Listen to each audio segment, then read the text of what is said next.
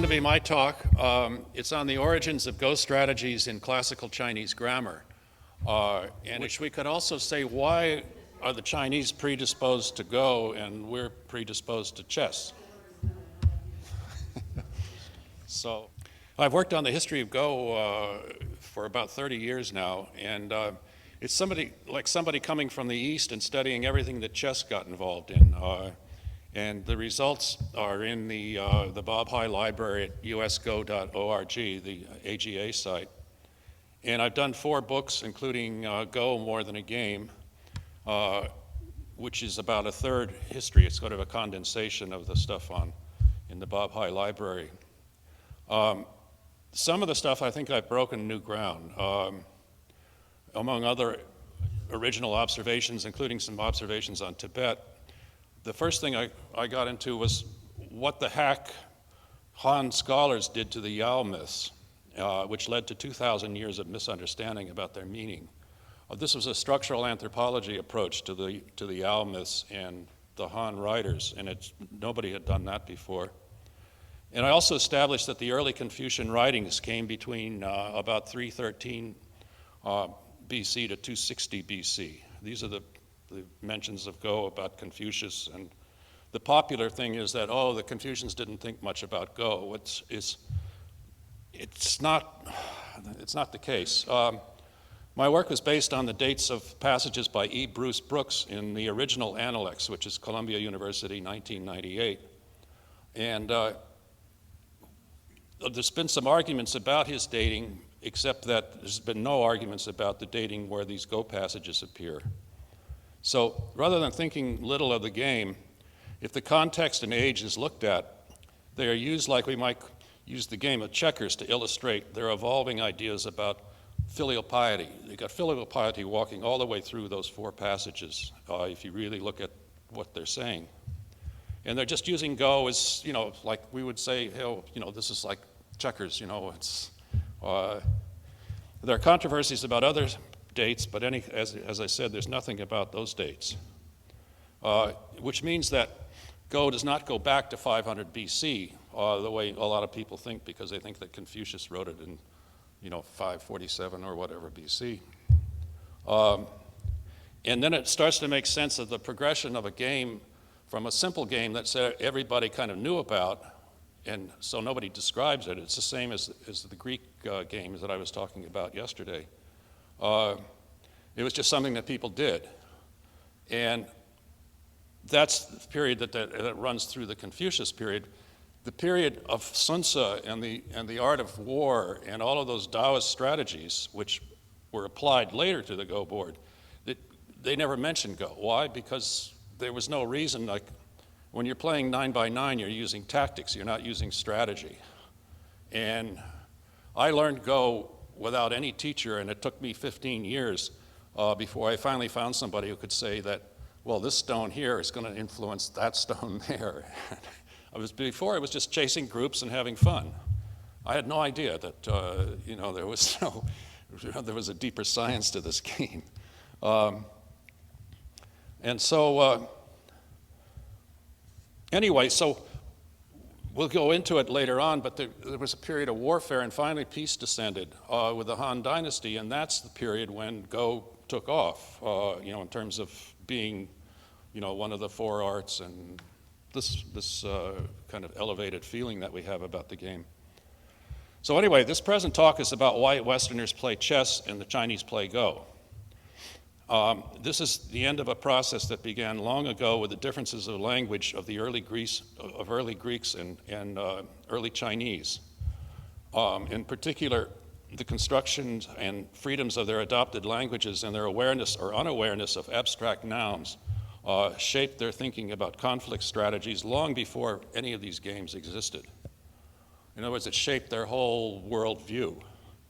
The first part of this process has long been studied, and so has the thesis that language affects culture. The arguments are now over how much. For example, in the Worf-Sapir arguments. However, nobody's taken it to the point of the development of game playing, which is what I'm going to try to do here. I've been working on this for a while. So let's start with Greece and Western thought that was influenced by Mediterranean thought and languages in a search for abstract truths. That's the Greeks, abstract truths, boing, you know. The Chinese, on the other hand, with a more jaundiced eye, were concerned with practical matters, such as the names of things and how to manage them, and the community and the people and their places in the world. In Greece, firstly, the operating assumptions of classic Greek philosophy and its Orphic background, it's the worship of Orpheus, and contemplated a belief in an immaterial, eternal, and divine soul imprisoned in a flawed material, the body. One that involved the transmigration of souls and their purification. This created innate goals with a beginning and an end to life. I mean, this is how they constructed things, to which we aspire to. Secondly, the grammar the Greeks worked with helped shape their world. Most important, the copula, that is what joined subjects and predicates, confused existence, what there is, with existence, what it is in itself. In other words, what an object is. So the is in this is a chair versus the is in it is raining. What is it? What is? It's, you know, it's puzzling. It points to a world that exists beyond what is sensual and what can be seen. In other words, Greek grammar directed Greek thought. Plato had what he called hypostatisation, the making real and codifying of the features of the world. So there's an ideal chair which we compare the real ones. How do you know a chair? Well, I have an idea in my head. Aristotle, on the other hand, had his general categories that have been shown to parallel facets of the Greek language, which developed as he developed. In other words, he was changing the language as he went. And that made more real, it made his general categories more real than the objects that they were delineating. They and the ideas pointed to a more perfect realm than what we see and do. This is like the shadows in Plato's cave. The inflections of Greek, the different endings for different situations also directed thought and encouraged in inspecting and dissecting things into their basic elements. So questions arose such as the one and the many, change versus permanence, the physical versus the transcendent, the nature of ethics, the reality of mathematical objects. None of this happened in Chinese. All of this involved the isolation and abstraction of aspects of the world for independent analysis. Now, of course, what is abstract can be argued about, since all languages, in order to function, must contain abstractions. However, what is vital is what is thought about those abstractions and whether one is aware of you're making abstractions and the nouns that are used to codify the features of the physical and mental worlds. The Greeks were doing this and the Chinese were not. Not that Chinese were to blame for anything, but it simply was not part of their concern. And we'll go into why it's not part of their concern in a minute.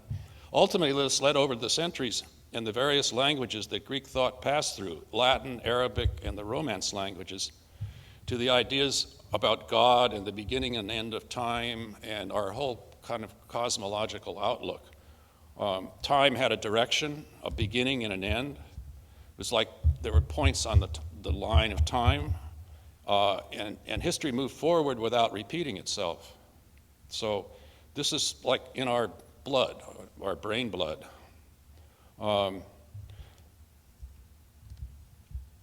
Just to give a preview, by the time of the Han Dynasty, beginning around 100 BC, the Han started before that, but they were starting to get things together around 100 BC. Time for the Chinese always had to take place in space, and therefore, for example, fall for the emperor, instead of thinking of us as a time of the year that's going to keep going on, it meant it was the time of metal in their five-element theory, which we'll get into. And so this was the time it was proper to go to war, punish the prisoners, fix up the prisons, do all the nasty things. In the spring, it was time to get things going. And So time was not cyclical, it just simply was. There's some quotes from Confucius about watching a river go by, this kind of thing. So anyway, let's go back to the West. This is where Western strategic thought originates. Now there are many levels of abstraction, and my longer paper will deal with these, but this is the general idea. Because of that perceived dichotomy of, shall we say, reality, what is called metonymy arose in our Western style of thinking, and you'll see what I mean in a second. It goes like this, that slide, Terry, slide.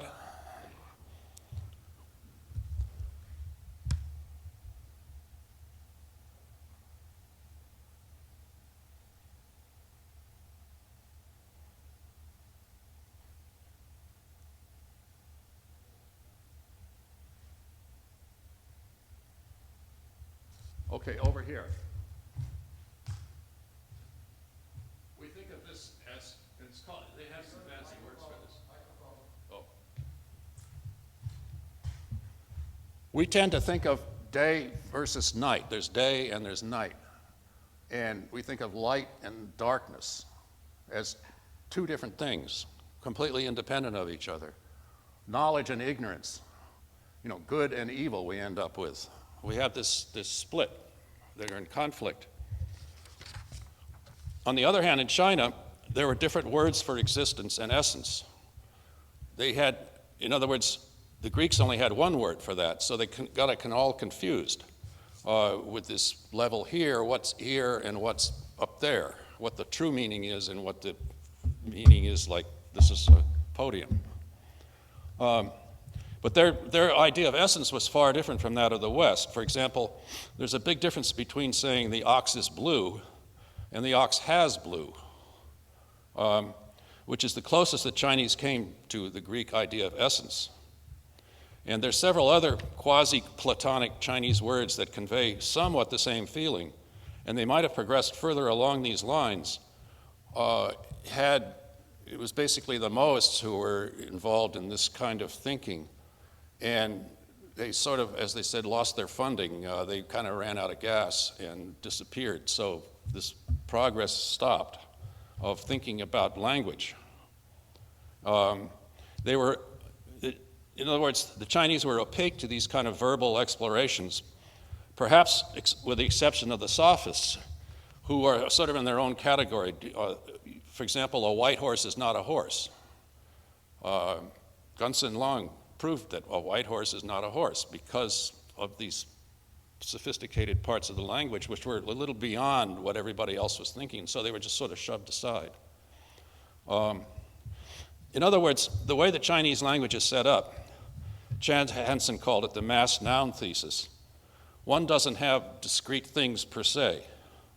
In other words, rather than there is not ox and oxen, there is ox stuff. Because classical Chinese had no difference between plural and singular.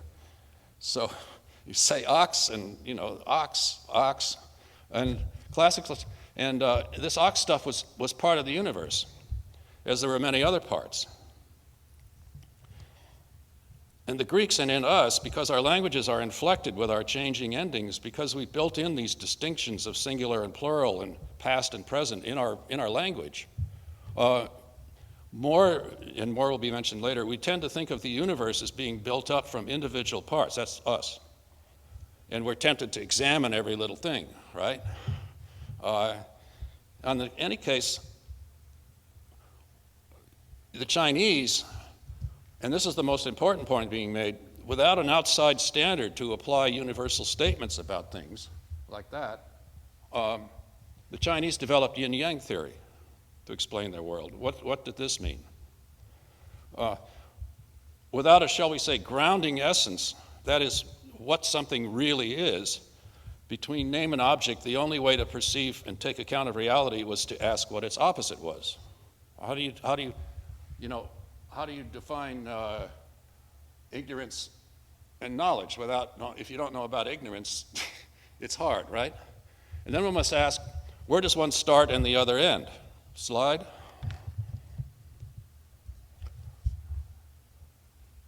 We got the slides mixed up. Anyway, we'll straighten it out.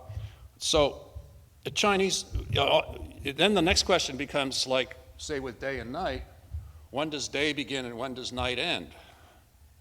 Chinese, while acknowledging that yang is superior to yin, would say that though yang is somewhat superior, it cannot exist without yin. Its complement, this type of binary thinking runs through Chinese rhetoric, the chiasmus of poetry, the indeterminacy and suggestiveness of aesthetics, and Go playing.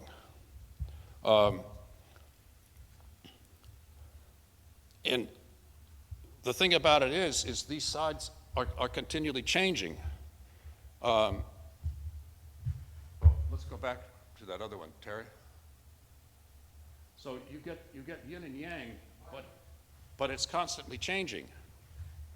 And for example, as it's changing in the Book of Changes, the I Ching, if you're familiar with that, it's this constant change of yin and yang that's moving through everything. For example, the Chinese would ask, where does something become nothing? In the West, something means something, and nothing means no thing. In other words, empty space. To the Chinese, at least in classical times, nothing is dependent on something. Nothing is dependent on something. For example, the inside of a pot won't go away unless the pot goes away. The use of a wheel is dependent on the nothing at its center. And male cannot exist without female. Shade cannot exist without the sun. And this is called the interplay of yin and yang. And we have in the earliest formation of how the world was divided up in 250 BC. Let's go back to that other one. Here we go. Here's the world. And this is 250 BC. Like there's spring and autumn. There's spring and autumn. There's older and younger. There's getting on in the world. There's getting back where one is, and so on and so forth. Let's see, where am I here? Yeah. Okay, so all this was integrated with an explanation of the five-element theory. And actually, it's not five elements. It's basically called five phases. No, I don't need it anymore. In case you do. Okay. These are, well, you'll see in a minute what these are. It's not five elements exactly.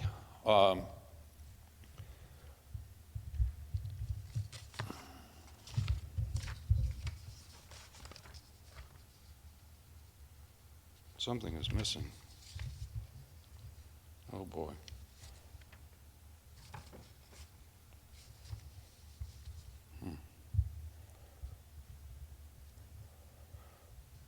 Anyway, all of this resisted in a I had a wonderful quote, which unfortunately is not here. It's in my computer, but anyway. All this resulted in a correlative system until by the time of the Han, again beginning in about 100 BC, the entire universe was explained. Think again of the emperor and the peasants and everyone else surrounded by the manifestations of their time and space. This is an account of the world and how it relates to community, their chief concern, which has always been the chief concern of the Chinese, is the community and people's relation to the community. There was the 100 school of philosophers who fought over all of this during this period. So once the singularity of names in a Western and early Confucian sense had lost its hold, it no longer splits the self off from the movements of heaven and earth. You're part of it, and this is another way of looking at the way, the Tao of everyday life that is integrated with the ways of heaven and earth. Now, it's important to realize that all of this happened within the context of the spring and autumn and warring states period, 771 to 221 BC. That was 550 years of continual warfare in a fishbowl cut off by the sea and the barbarians from the rest of the world. They were completely isolated. And it began with 160 states after the breakup of one of the earlier empires, the breakup of the Zhou conquered the Shang, and then the Zhou Empire lasted for a while, and then it started to break up into feudal areas because the central people couldn't control the whole thing. And the warfare between them began as simple seasonal feudal warfare between about 150 states. And basically they were fighting over honor and booty and this kind of thing. They were very connected with their ancestors, and the honor of their ancestors was being preserved, so they'd have to fight for that. And if their ancestor had been slaughtered, then they have to go slaughter back. And battles lasted a day or two, and it was fairly organized and chaotic at the same time. But then in a pattern that's familiar to anthropologists who study some of these isolated areas, like it happened in the Oaxaca Valley, it happened in northern Peru, Mesopotamia, the big began eating the little. And the armies grew in size gradually over the hundreds of years, and you're talking about continual warfare to hundreds of thousands of men. And this, think of the slaughter, think of the 650,000, they make a big deal out of 650,000 being killed in our Civil War. There was one battle there where the losers surrendered, 400,000 of them, and they were probably just buried alive. And that was it, 400,000 gone. That's the size of these battles. They would take days and weeks of fighting. And in any case, in this world, suddenly, instead of like a feudal king and maybe his ministers advising, with a chariot running around, the organizers of these armies had to become administrators administrators of mass death, as expediency replaced honor. And generalship, in other words, became an intellectual endeavor. You needed flags and drums to give signals. You needed the general to stay out of sight, unknown to the enemy. You needed a corps of spies to bring in information. You needed a whole panoply of organization. So in the ensuing fight to the death, the number of states reduced themselves to 1 by 221 BC. Of course, the winner, the Qin people, tried to keep on doing what had brought them victory, which was to keep fighting. And they collapsed in 14 years. And then this was followed by more decades of war until finally the relative peace of the Han began in 206 BC. And they clamped a relatively totalitarian hold on the populace. It was sort of modeled after the Qin. The Qin went to real extremes. They would grade you on how you did in battle. There were like 20 or 21 ranks. And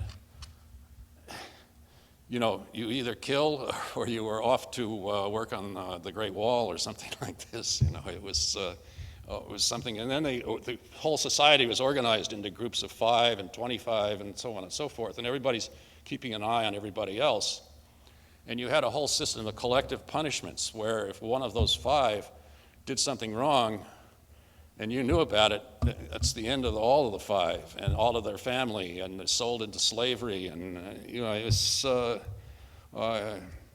system is based on the order of everyone into units that however, in the Han there were still a few rebellious souls left, but basically they were crushed. And except for when the Chinese were conquered from the outside, that system has survived until today. You see the remnants in Tiananmen and so on and so forth. In any case, let's go back to the role of the generals. What happened was that Yin-Yang, this was the way they were thinking, so this is the way they thought about war. And so you have books like The Art of War that where these philosopher warriors are designing war because you've got yin and yang, and if you got yin, you can use it to deal with yang. Us, there's either good and evil. You can't use one to beat the other. So our whole idea is bang, yang. Desert Storm, beginning of Iraq, World War II, Vietnam, bang, smash the center and think about chess and go in that situation.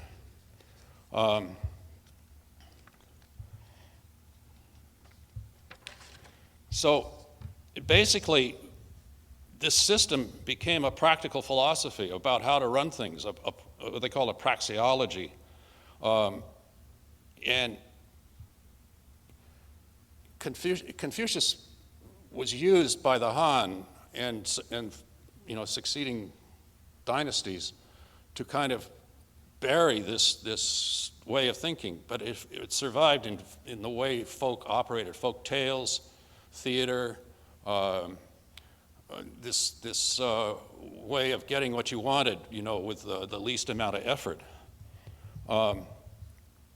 and using yin. A professor here, Chinese professor at Connecticut, described how the first Americans over in Beijing, trying to capture the world markets there, were run about with using what they call the 36 strategies, which is kind of a condensation of all of those, this type of thinking. And you can just see it. They use one strategy here to kind of mess them up with bumping them into a contract date and then extending it while they know that, because their friends in the airlines know when their tickets are set up to go. And it was a tricky. I saw this up front in Beijing in '85. But the whole idea of this kind of thinking is that instead of attacking directly, the banquet table is preferred to the battlefield, and strength is not approached directly. Enemies are lured with deception, false movements, traps. The small ones are sacrificed for the sake of the large ones. What's happening on the big board, is considered. In other words, true Taoist thinking was not about balancing yin and yang, which the Jesuits who came from China back in the 1700s and brought Taoism to the West had this idea about yin and yang, and you balance it, and it's a weird kind of nature kind of thing. And this was because there were no real Taoists in the Chinese courts that were advising the Jesuits. And the Jesuits put it into their whole dichotomy about God and everything else. So therefore you get a capital D with Taoism instead of, actually it's many Taos that are around. So does this sound like Go Think? Sure. This is how you play Go. Think of Tsuji's and Jie invasions, the role of sacrifices, which are practically absent in chess. The nature of the game is yin creative, and players are advised to temper their aggressions. I mean, those kids, for example. The small pieces contribute to the whole. So let's go back to chess. Now, why are we so attracted to chess? And this, I think, enters into the whole education debate, because you're dealing with something that's not, chess is part of our culture because of our language, I think. And chess is abstract to the core. Chess pieces have an essence, another meaning. It's not just a piece, it's a king. It's a knight, it's a queen. It has certain moves and a certain destiny. Pawns have their certain destiny to die. The game moves forward, and then there's the end. Chess, Go ends up in kind of a stasis. It's all of these abstract pieces. They're united in this effort to kill this king. They're living not on the board exactly. They're living above the board. The pieces that when they move, it's a verb in chess, and they have a directionality. They're lined up in the confrontational row, ready to do battle. And the final end is evident by the way the Greeks had that police game that I was talking about yesterday, and that's with little stones and a grid, like Go, except that it was a battle like chess. It didn't have anything to do with the subtleties of Go. Terry, I need the next slide. The one with the chess guy chewing his. Great. Okay. So this is your abstract kings and queens. This is your abstract kings and queens. This is a set that was found. I forget. It's the Lewis set. I forget. It was found in a bog. Anyway, somewhere in, I think, England. But here's the berserker Viking, and he's chewing on he's probably high on mushrooms, and he's chewing his shield, ready to go into battle. You can see it. So that's chess. Go's very different. It starts on an empty board, reminiscent of the Chinese ideas of the beginning, because there's no exact ideas of the beginning, really. Except that what became before yin and yang. There's some, legends about the heavy yin sinking and the light yin going up and becoming yang, and the heavy yin goes down and becomes yin, and then the world starts moving. But before that, you've got what's called the Tao, which is the way, which is indefinable. But you've got, in Go, you've got an empty board starting. And you put a stone down, a white stone and a black stone, and so on and so forth. You've got this recreation of the world right there on before your eyes,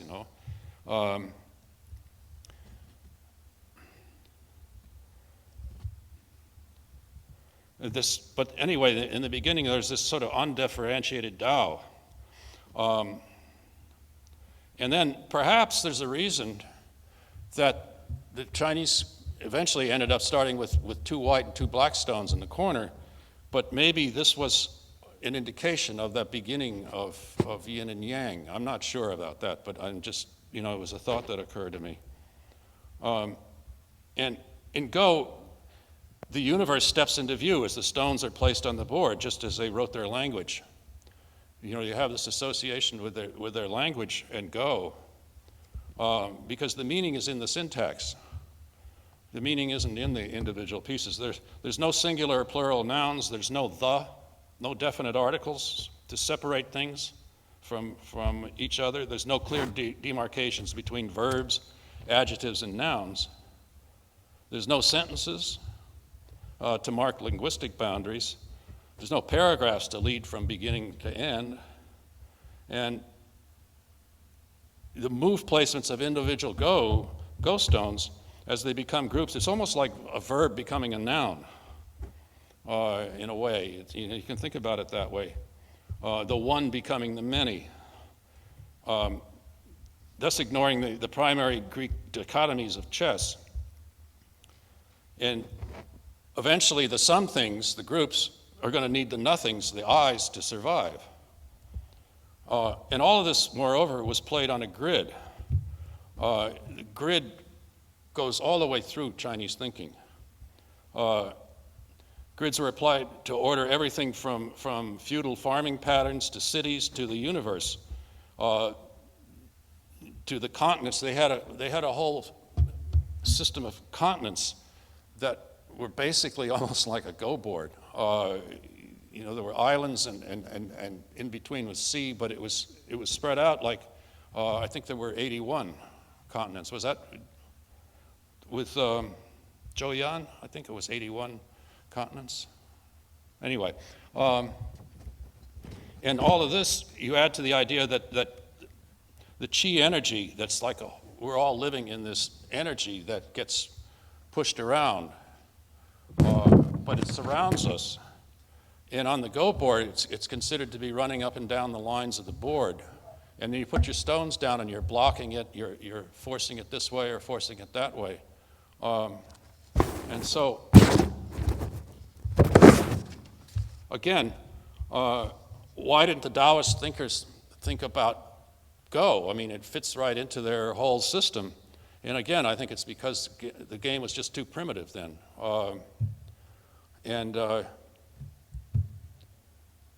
It was something like the way checkers is regarded today. I mean, war strategists would not use checkers to illustrate war theories. So that's been my occupation for a while. Okay, thank you for listening. I'm sorry I had to read it, but and I'm sorry that quote wasn't there. It's a beautiful quote. It's about everything mingling with yin and yang and the five elements of, the fire destroying wood that destroys this, that destroys that. The first cycle was destructive, and then they've later added the constructive things that earth makes wood, and so on and so forth. Anyway, thank you for your attention here.